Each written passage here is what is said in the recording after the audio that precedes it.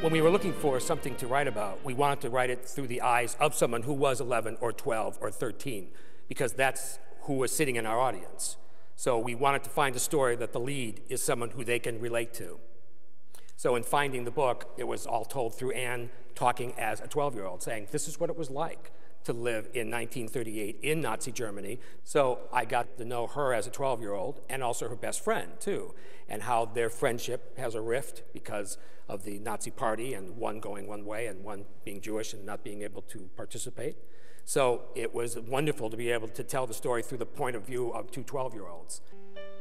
On days when Dorit and I had to be indoors, we played in my apartment. It was bigger, with a nice long hallway for dancing. And Dorit's favorite indoor game was dressing up. Hey, what's this? Now this I could wear when I'm a movie star. No autographs, please. Well, that's Mooty's. Well, why is she storing it away? It looks perfectly good. She and Fatih don't go out much in the evening anymore. Why not? Not many places Jews are allowed to go. Oh. Dorit and I lived very close to each other, and we went to the same school, so we used to walk to school together, although we were not in the same class. Just opposite our school was a big park, and there we played very often. We played more with her in her home than in my home, because it was more comfortable, and I was there very often in Winchertstraße 32. We celebrated all our holidays together. She came over on Hanukkah and we lit candles, and she came over on Pesach and she tasted matzah and all the other dishes.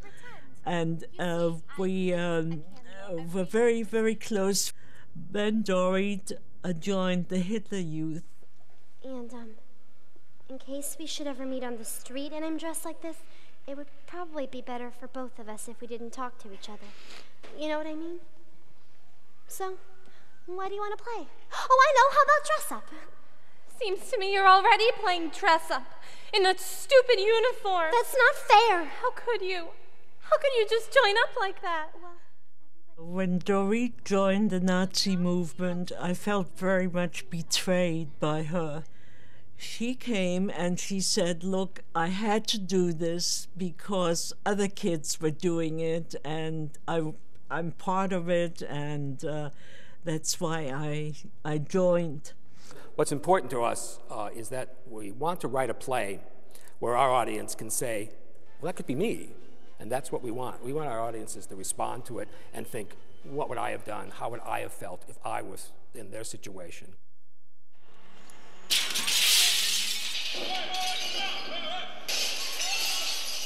They broken in downstairs. I don't understand. Where's the police? Hoping to beat up more Jews.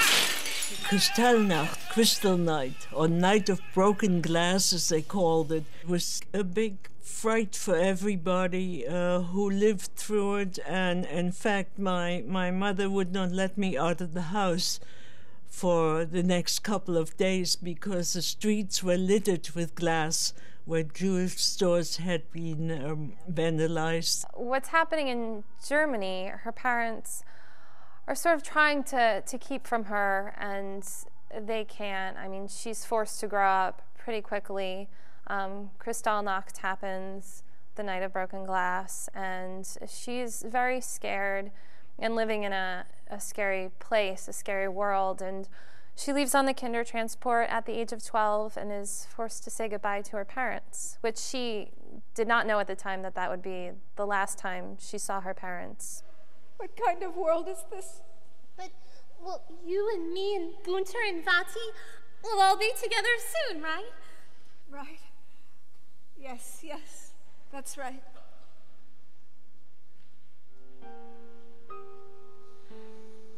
When we talked about writing the play, we thought, what do we want to say in this play? And Anne went through many unfortunate things in her life, of course, but Kristallnacht and things like that, getting on the kinder transport and waving goodbye to your parents, all very traumatic things that happen to anybody, much less a 12-year-old.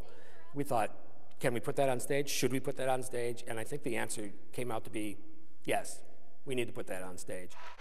It's been an absolute highlight of my life. It is a very interesting and wonderful experience to see yourself portrayed, and the way the actors got into the characters of my parents is just amazing. Yeah, when I see the cast of my Heart in a Suitcase, I feel as though they're my family. They're my mutti and my fati. And of course, I have Dorit too.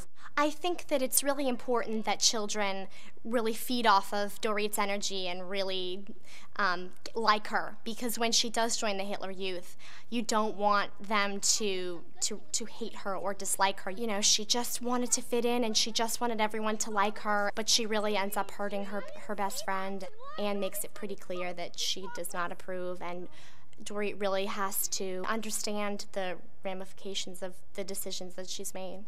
People don't understand how I could still be friends with Dorit, but after the war, she came to England and she found out about the association who had sponsored the Kindertransport and had charge of it in London.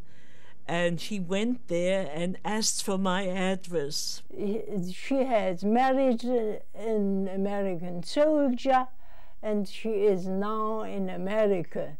And if you want, because you know what happened to the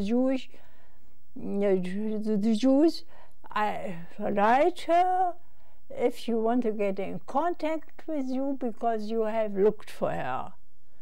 And some days later, or some weeks later, I got a letter from her.